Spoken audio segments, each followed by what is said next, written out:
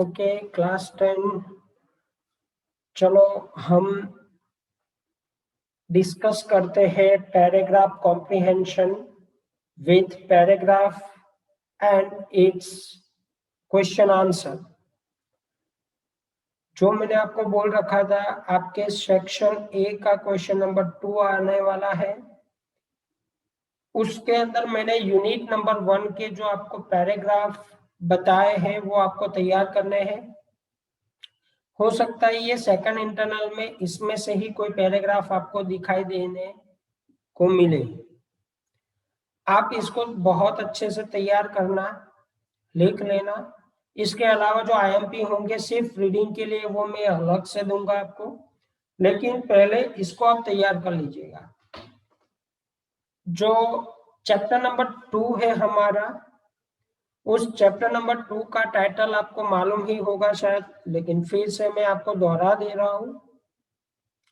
Chapter number 2 का हमारा title है Nelson Mandela long walk to freedom. In this chapter, we have just given an information how Nelson Mandela has or had given efforts to his country to make it free and to remove the discriminate government. Nelson Mandela has also tried to make non-racial new government for the betterment of his country people. तो उसके अंदर हमारा जो पहला paragraph है वो हम discuss करते हैं। जो पहला पैराग्राफ यहाँ पे बताया गया है वो है on that lovely ottoman day I was accompanied by daughter Zenani on the podium. Mr. D. Clark was first sworn, मतलब कसम खानी, is as second deputy president. Then Thabo Mbeki was sworn as the first deputy president. And when it was my turn, it is saying Nelson Mandela. Nelson Mandela ये बोल रहे हैं कि जब मेरी पारी आई, I pledged to obey and uphold the Constitution and to devote myself to the well-being of the Republic and its people. तो पहला जो हमारा क्वेश्चन है वो क्वेश्चन क्या है? What is the occasion? It is an occasion of, these are the answer as you can see, occasion of first democratic non-racial government was installed in South Africa. Question हमारा ये था कि भाई what is the occasion, जिस occasion पे ये सारा हो रहा है वो क्या था? तो it was the occasion when the non racial government, ये देख रहे हो, first democratic non racial government was installed in south Africa, ये ऑकेजन था। दूसरा, name the first deputy president given in the passage, यहां पे जो फर्स्ट डेप्यूटी प्रेसिडेंट का नाम बताया गया है वो है थाबो म्बेकी, ये रहा, ये फर्स्ट प्रेसिडेंट दिख रहा है आपको? ओके। इसके बाद जो थर्ड क्वेश्चन है वो क्या है? Find a word from the passage which means to sustain. Sustain जो मीनिंग बताया ऐसा वर्ड आप फाइंड करो। तो यहाँ पे आपको एक वर्ड दिखता है अपहोल्ड। पैराग्राफ जब आप देखोगे आपको मालूम पड़ेगा यहाँ पे एक वर्ड है अपहोल्ड, ये रहा, देखा? ये अपहोल्ड का मतलब है टू सस्टेन। ठीक। दूसरा जो पैराग्राफ है वो क्या कहता है? The policy of apartheid created a deep and lasting wound in my country and my people.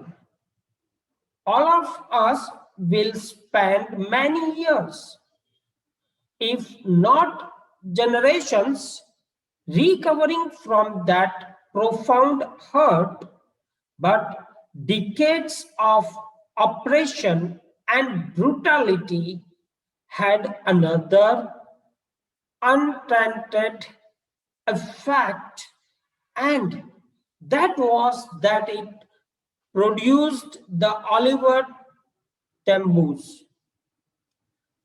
the Walter Cecilus, the Chief Lothilus, Yusuf Dedus, the Behram Fisher, the Robert Shubuku of our time. Men of such extraordinary courage, wisdom, and generosity that their like may never be known given. अब इसमें question कौन कौन से हैं वो देख लेते हैं. क्वेश्चन हमारा है, what does word apartheid means. Apartheid जो शब्द दिया गया है उसका मीनिंग क्या होता है. अपार्थेड शब्द का मीनिंग होता है racial discrimination, policy of racial discrimination, उसको हम अपार्थेड बोलते हैं. दूसरा जो क्वेश्चन है वो क्या है, what was the effect of operation. जब किसी को अब दबा दिया जाता है तब उसकी इफेक्ट क्या आती है, तो it created man of courage and wisdom. ये करेज एंड विजडम वाले आदमी को जन्म देती है. और जो आखिरी क्वेश्चन हमारा है वो क्या है, find the word that means deep.